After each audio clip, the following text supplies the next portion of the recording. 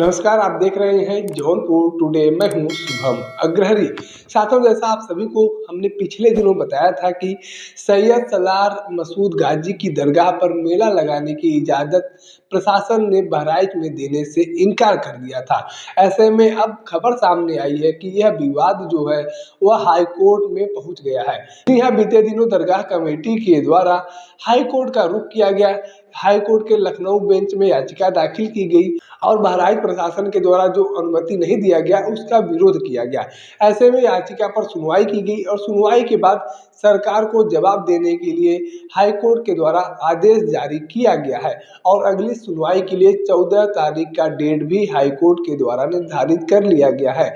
दरगाह committee के द्वारा बताया गया कि बहराइच के सैयद सलार मसूद की दरगाह पर लगभग 5-6 किलोमीटर के दायरे में मेला लगता था और यह परंपरा लगभग सैकड़ों वर्षों से चली आ रही थी, लेकिन इस बार मेला लगाने की अनुमति प्रशासन के द्वारा नहीं दिया गया है। ऐसे में यह कहीं न कहीं हम लोगों के भावनाओं का ठेस पहुंचाने वाला मामला है। इस सुनवाई के दौरान राज्य सरकार के वकील के द्वारा भी अपना पक्ष रखा गया और कहा गया कि सुरक्षा की दृष्टि से इस बार मेला लगाने की अनुमति नहीं दी गई है।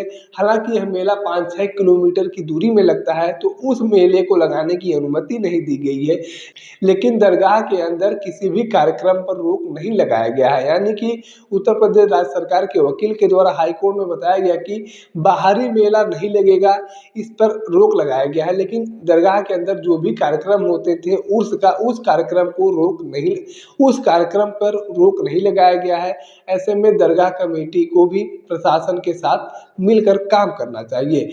इस बयान के बाद दरगाह कमेटी के वकील के द्वारा बताया गया कि जिस एरिया में दरगाह पर मेला लगता है, वो जो 5-6 किलोमीटर का दायरा है, वह दरगाह की ही जमीन है और दरगाह के ही जमीन पर मेला लगता है, वह किसी अन्य जमीन पर मेला नहीं लगता है।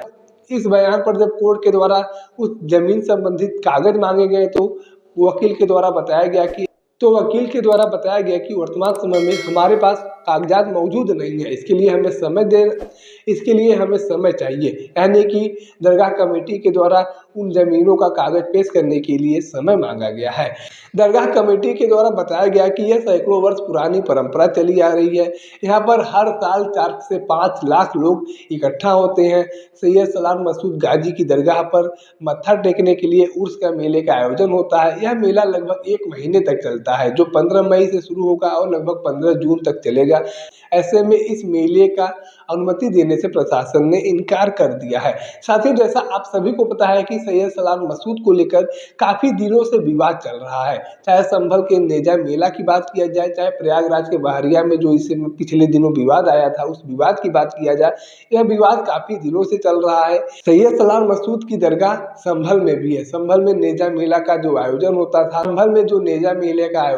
था, वह मेला भी गाजी मियाँ के नाम पर ही लगता था, सैयद सलार मसूद के नाम पर ही लगता था, लेकिन उस मेले का भी अनुमति नहीं मिला था। प्रशासन ने कहा कि लुटेरों और आक्रांताओं का महिमा मंडन करने वाले किसी भी आयोजन की अनुमति नहीं दी जाएगी। कुछ ऐसा ही प्रकरण देखने को मिला था प्रयागराज में। प्रयागराज के बहरिया थाना क्षेत्र में सैयद सलार मसूद का दरगाह है, वहाँ पर भी मेला लगाने की अनुमति नहीं दिया गया था। यह विवाद पिछले काफ़ी दिनों से चल रहा है।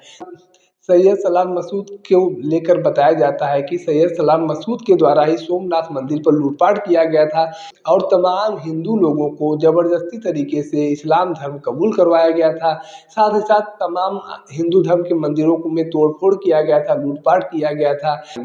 इस तरीके से तमाम घटनाओं को अंजाम सैयद सलार मसूद के द्वारा दिया गया था। तो ऐसे में इस तरीके के लुटेरों और आक्रांताओं का महिमा मंडन देश में बंद होना चाहिए। हिंदू पक्ष के द्वारा लगातार उसका विरोध किया जाता है और कहा जाता है कि जिस व्यक्ति के द्वारा हमारे मठ मंदिरों को तोड़ा गया, जिस व्यक्ति के द्वारा हमारे मठ मंदिरों में लूटपाट किया गया, हमारे हिंदू समाज के लोगों के साथ अन्याय किया गया, उसका इस तरीके के महिमा मंडन किया जाता है, यह बर्दाश्त नहीं किया जाएगा। ऐसे में अब देखना यह दिलचस्प होगा कि हाई कोर्ट के द्वारा 14 मई को जो सुनवाई निर्धारित किया गया है उस सुनवाई के दौरान क्या कुछ टिप्पणी की जाती है, क्या कुछ फैसला किया जाता है। राज्य सरकार को आदेश जारी कर दिया गया है अपना जवाब दाखिल करने के लिए।